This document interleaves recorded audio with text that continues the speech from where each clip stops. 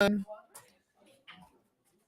All right, ladies and gentlemen, join us today for an enlightening conversation on achieving both professional success and a rewarding personal career. Let's get this show started. Here we go.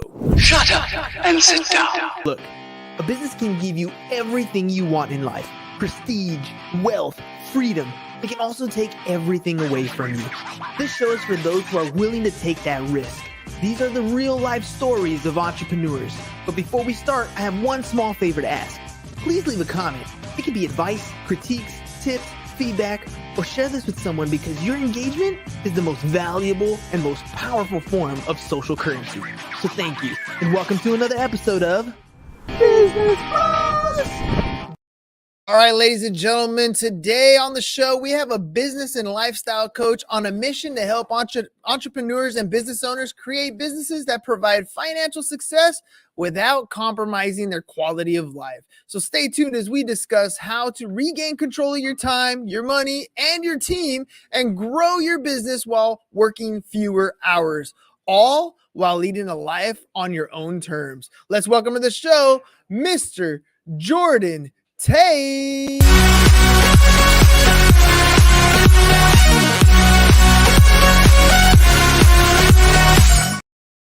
Hey, Jordan, here we go, man. Welcome to the party. Thank you. Really good to be here. All right, man, I got to ask, just because these kids are going to, even though the spelling's a little bit different, any relationship to the other Tait that we know so famously well? No, thankfully, actually. All right, man. Well, let's jump into this, dude. Question number one is always the obvious one. Everybody who comes on the show is promoting something. There's something that they want to get their message out about, a product, a service, something that they do for a living. What is that for you? I'm a business coach, and I help small business owners attain more freedom, control of their time, and success in their business while also enjoying their life. All right, dude. Pretty simple, straight and to the point, helping people get to where they want to go. Who's your target audience? I mean, there's every business coach, I think, has a little bit of a different niche. There's different people that they're going after, maybe different industries. Who's your target audience? I specialize in people who are in their first 5 to 10 years, usually under 5 employees, and they're stuck doing it all themselves, working way too hard, and feeling like they've hit this plateau. So I help them break through that by learning how to get work done through other people and how to leverage their time better. Nice, dude. All right, let me ask you about your educational background. Everybody gets to where they are in different roads, different paths. What's your background as far as maybe business is concerned? Maybe did you go to a traditional college, certifications, the hard knocks of life, YouTube University? How'd you get here? I really had no intention of ending up where I am today, but I'm so happy that I am here. I went to university and studied geography, thinking I was going to go into architecture or urban planning. And then as I was there, I started a painting business to pay for school in the summers and started learning about being my own boss and managing finances and all those things. And then by the time I graduated, I realized I wasn't into geography, but I was into business. And it kind of took off from there. I ended up joining a business, becoming a coach and a trainer in a corporate company, and then becoming a partner in a consulting business later on. All right, dude, I got to take you back a little bit. So you're in college, you got to find a way to pay for this thing. You could have got a job like everybody else, but you decided to go into entrepreneurship. Walk me through that life decision. Like, what were you thinking? Why become an entrepreneur when you could have easily just got a job somewhere? Honestly, I did get a job. I got a painting job. I was getting paid $10 an hour. And within a month of working in that job, I realized the boss here has no idea what he's doing. He's mismanaging. He's trying to steal from me, basically. And so I said, I don't know what I'm doing, but I know I can do better than this guy. So I broke off, started finding my own customers, immediately tripled my rate. And I never looked back because I loved being in charge of my time, choosing when I took days off, choosing when I worked, and charging what I was worth at the time. I got to ask you, dude, because there's a lot of people, especially in the trades or technically skilled people, who have that thought, right? They're like, this boss sucks. I don't want to work for this guy. I can make more money on my own. Then they go out and they realize, oh man, I didn't know I was supposed to wear a marketing hat. I didn't know I was supposed to wear an accounting hat. I didn't know I was supposed to deal with HR, payroll. What's all this stuff? I think it'd be better off if I just went back, clocked in and clocked out and went about my life. And now you're literally coaching people on how to kind of work through those kinds of dilemmas themselves. No matter what kind of plan you put in place when you decide you're going to become an entrepreneur, you're going to come across hiccups and mistakes. What were some of the biggest mistakes you made? Some of the biggest mistakes you see your clients making, and how do you help them fix that? You totally nailed it. The hardest transition in growing a business is going from being the technician or the person providing the service and doing it really well to then taking a step back and becoming a true leader and growing a business through those other things you hit on. And the path is different for everyone. It depends on your skill set, what you like doing, but along the way, you've really got to self-educate and you've got to constantly elevate your game. So when I work with clients who are feeling in that they're stuck in that point, they hate some of the things that they have to do as an owner or an entrepreneur, I help them clarify, where do you get the most value from your time and what do you enjoy doing the most? And let's get you doing more of that and less of the things that drain you and that you're not very good at, and start outsourcing those. So usually it's getting support with marketing or sales or finances or hiring. No person is a complete package who can just do all the things they need to at the level they need to. And that's where it's a big opportunity when you're an owner, is elevate yourself, create your ideal role. And when you start to do that, it gets really fun. Times have dramatically shifted over the last few years as far as what someone needs to know, the opportunities that are available for people who want to go out into business on their own.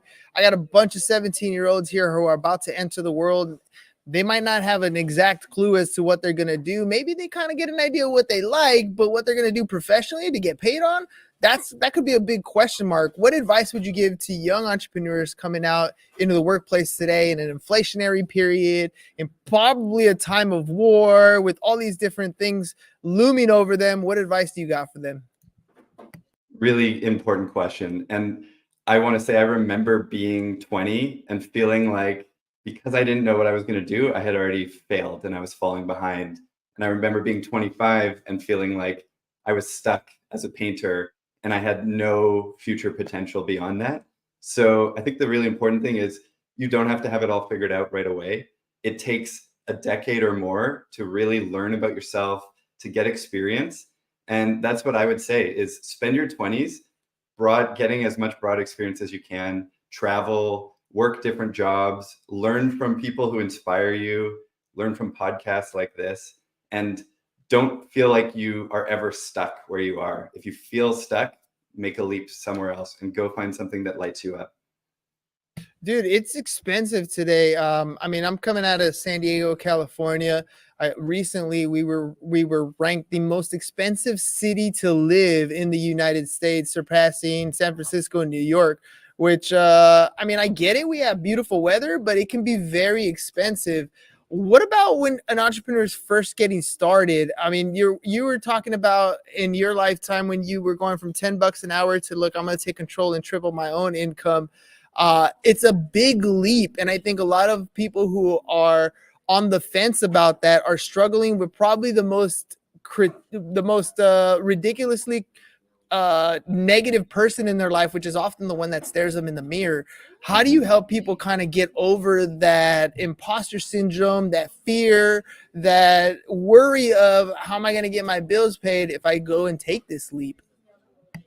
It's definitely one of the hardest times I've seen over the last 10 years economically, with inflation and interest rates and everything that's going on. So those fears are natural and everyone is feeling those fears, whether they're in a successful business or they're starting one.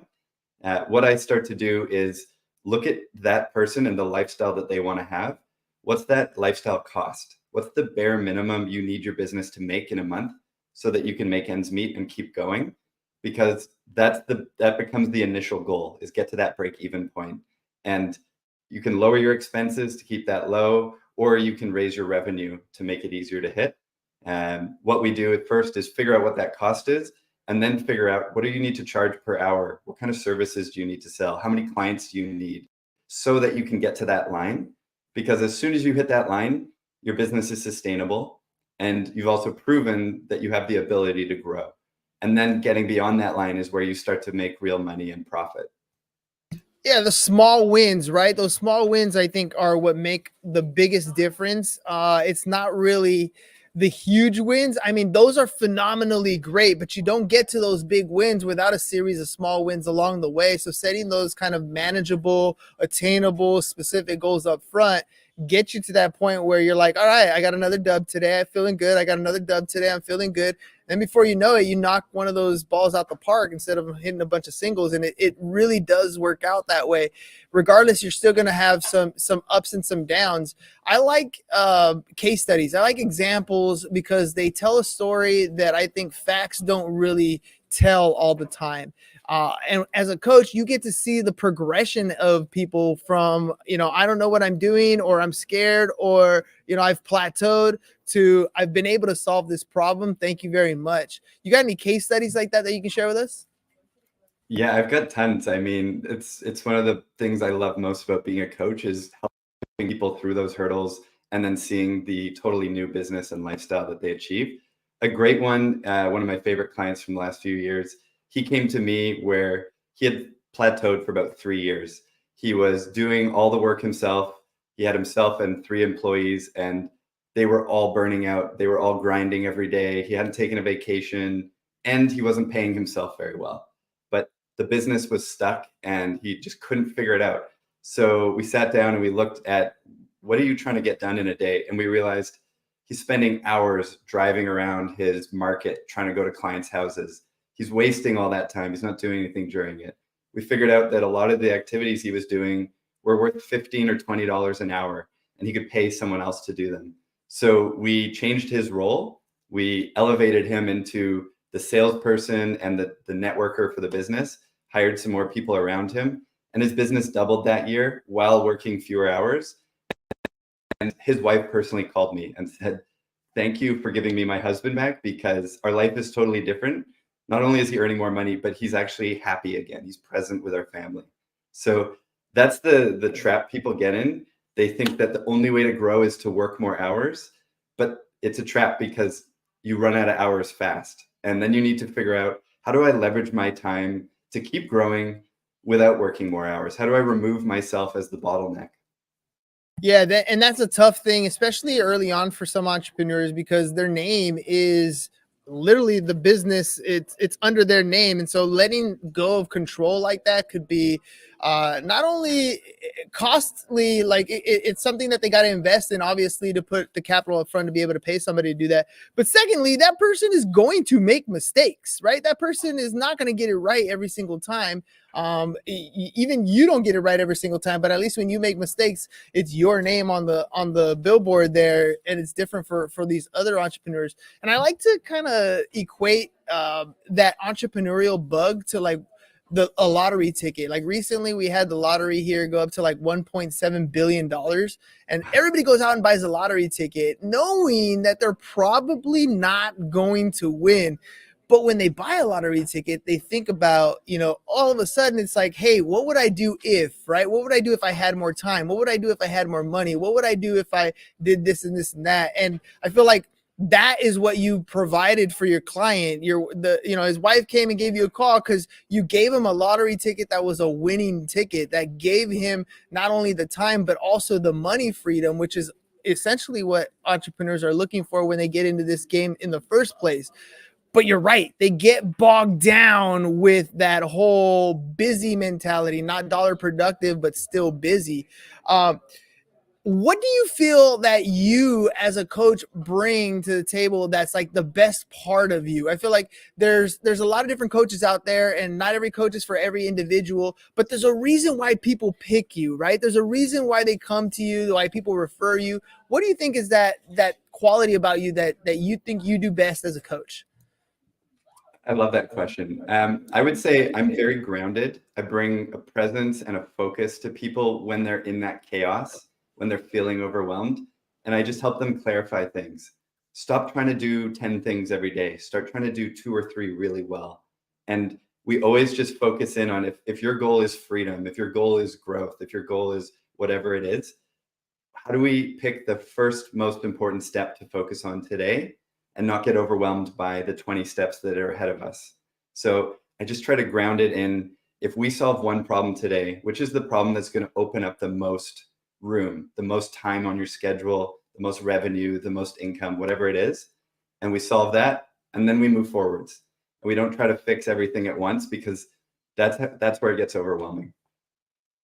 Too many things pop up, right? I think that's where you have like the SOS, the shiny object syndrome, where there's a lot of different things that are going to pull at your coattails. And as an entrepreneur, I mean, you spend a lot of your time putting out fires because problems arise all the time. And sometimes the things that are urgent aren't necessarily the things that you need to take care of right away. And prioritizing, having somebody from the outside looking into your business to help prioritize those things, I think are key factors to a successful organization and to a good mentor-mentee relationship at the end of the day. When you get good at something in a business, oftentimes you get really good at it. That's what makes your business sustainable and profitable. And then you start to kind of look for ways to either become more efficient or to add on to your particular business. You've been doing this for a number of years now. What is it that you feel maybe you're struggling with? Maybe you're trying to get more efficient to bring value to the clientele that you have. Me personally, right now, it's actually marketing. When you talk about limiting beliefs, I've always had a limiting belief that I wasn't good at marketing myself, and that I know I can do really good work, but I would let my work speak for itself. But I struggled with self-promotion, didn't put myself out there, and it held me back for many years. And then earlier in the year, I realized, if I want to live the life I want to live, I need to break through that. I need to challenge that belief and go from telling myself I'm not a good marketer to I just haven't learned how to market myself effectively yet. So I got a marketing coach who helped me break through that. First, the mindset and the fear, and then second, learning how to authentically market myself, speak about what I care about, and share that message. And it's being a game changer for me, but I still have a lot to learn. I don't have a funnel. I don't have an email list going. I'm still going one day at a time, one contact at a time. Well, I'm going to use this as a cheap plug opportunity, because I feel like a podcast really helps out with marketing, prospecting, building that funnel, building that database. My background was in accounting and real estate, and for a long time I tried to do like cold calling, and it wasn't my gig. I didn't feel comfortable doing it, never really liked it. I tried to do door knocking, didn't like that either. Even though I live in San Diego, some days it was hot and some days it was cold, wasn't my thing. I got introduced to like Gary Vee's content, and one of the things that he said that I thought was super profound was, you're a marketing company first, everything else second. And to me that stuck. So I started to do this podcast thing, and it went from me asking people, hey, can I take 5 minutes of your time to pick your brain, grab a cup of coffee? And I'd hear like, no, it's okay, I get my own coffee, to, hey, would you like to be a guest on my podcast where we could talk about you, your business, what you're up to, and create some fun content together? All of a sudden, it became a yes game. And it was like, now I'm to the point where, do I have enough time in the day to plug in another appointment to do another show, which is phenomenal. So as a coach, if you're looking to talk to more people, especially about the things that you enjoy in the space that you like to talk about, I suggest start thinking about doing a podcast. I think it's a great way to build some content, and we can definitely help you with that. What do you feel about podcasting? I mean, you're literally here on this one. You started doing a few more. I'm sure your coach is like, hey, you got to get out there, get behind the camera, get behind the microphone. And it was probably uncomfortable at first. What's been your experience like? Totally. I mean, since I was 20, been listening to hours of podcasts a day. It's been the number one way I've grown through a lot of mentors. And I think that it's one of the greatest ways to develop as a person. But I did have a challenge with speaking publicly, more like introverted than you would think. And just overcoming that has helped me see that I can overcome any fear I have if I just put myself out there and practice. So this is my third podcast guest appearance this week. I did 2 last week, and I'm trying to do a couple a week to just give myself that opportunity to learn. but also because I do a lot of writing. I do a lot of posting on LinkedIn and sharing what I'm learning, but I'm actually finding that speaking about it helps me clarify my thoughts and get the message out there in a different way. Dude, it totally does. I'm telling you right now, I know it doesn't look like it, but I'm 1,254 episodes in. When I was on episode 1, if you go listen to it, it is not very good. I'm very shy, a lot of mumble, a lot of stumble. It wasn't my natural space, but it became better over time. Plus, another cheat code, like literally everybody I get to talk to, I get to learn from. It's like I plug them into the back of my head, like in the Matrix, right? And I get to absorb all their information and their content and build that network out. So I suggest you do that for sure. Let me ask you about the vision of where you're at today. I know you're trying to evolve. You're building your marketing platform. You're fine tuning that piece of your business. Where do you see yourself in the next couple of years? I'm loving the build. I love building content, connecting with people. Every time I coach someone, I learn a little bit more about the problems that people are experiencing and what's really going on behind the scenes. So where I see this going is building out courses to make my content and my training more accessible, doing retreats, because I think that since COVID and this, remote work, a lot of people are isolated, especially small business owners. They can feel really alone. So hosting retreats, getting people together, learning together and sharing what we're working on. Those things excite me. And then just building out group programs where I can impact more people in the same amount of time. So those are all on my mind, and I'm taking steps in each direction right now. Dude, that sounds like some exciting stuff. All right. If people want to reach out to you, if they want to find out more about what Jordan's doing, who he's helping, how they could possibly get help, how could they do that? The best place is on LinkedIn. If you search Jordan Tait, I'll come up as a business coach. And the reason I'm on LinkedIn is because that's where a lot of people are sharing what they're learning. And it's so easy to connect with other owners and entrepreneurs there. Every week, I'm making new, amazing connections. So I post on LinkedIn almost every day, share what I'm learning. I'd love to connect with people there. And then if they want to learn more about my business, it's on the screen right now, but www.theintentionalbusiness.ca. And I'd love to connect and hear about what you're working on. I offer a free hour of coaching for anyone who wants to see if there's a good fit and if I can help with the problems they're experiencing. Dude, thank you very much for coming on the program today. Ladies and gentlemen, that's what it comes down to. Look, you don't know everything. There's a lot of stuff in this world that you don't know. Not just that, there's a different perspective out there that could really open your eyes to what's going on in your business in a bunch of different ways. And I've always felt and believed, and over the 1,000 interviews that I've done with different entrepreneurs, they all say the same thing. If you can find yourself a mentor to help you get from point A to point B, it's worth its weight in gold. So reach out to Jordan. Everybody needs a coach. Now, you might not connect, you might connect, but you can't go wrong with an hour free of coaching to see if it's even a good fit or not. So make sure you guys go to his website, theintentionalbusiness.ca, or find him on LinkedIn at Jordan Tait. Jordan, thank you very much for coming on the program today. Ladies and gentlemen, we'll catch you guys on the next one. Peace. And we're out. It's over. Go home. Is your business in need of marketing? Try starting a podcast, but not just any podcast. Podcast like a pro. We can show you how to take your business from being invisible to becoming a brand people trust. Go to www.businessbros.biz to get started today.